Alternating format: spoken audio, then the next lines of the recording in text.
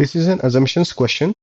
The conclusion is that this newly found collection must have been finished after 1595 but before 1600. The missing link is between all the information presented in the argument and the conclusion that this collection must have been finished between these two dates.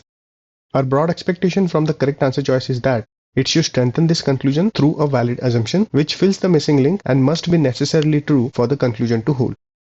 Answer choice A.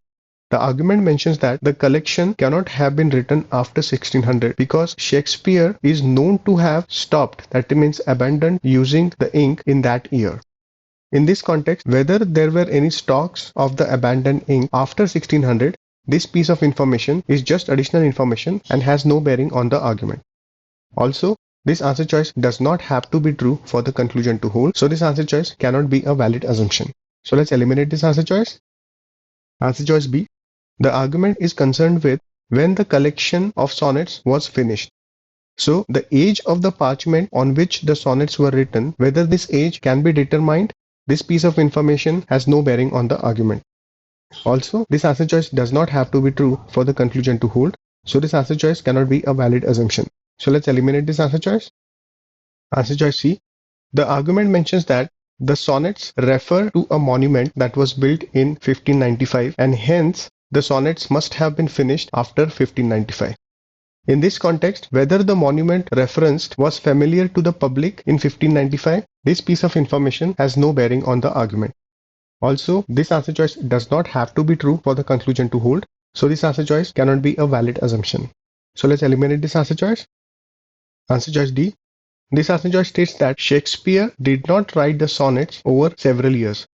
In other words, this answer choice says that the sonnets were written in a span of a few years.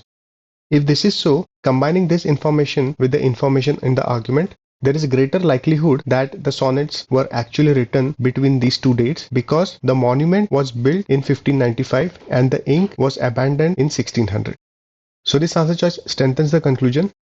Also, this answer choice has to be true for the conclusion to hold because negating this answer choice would mean that the sonnets were written over several years, and in that case, it is possible that Shakespeare began writing the sonnets before 1595, wrote about the monument in 1595, and finished the collection before 1600 before stopping to use the particular ink.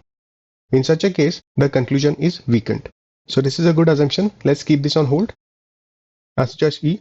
The argument is concerned with the time in which the sonnets were completed. So this piece of information which relates to the style of poetry is out of scope.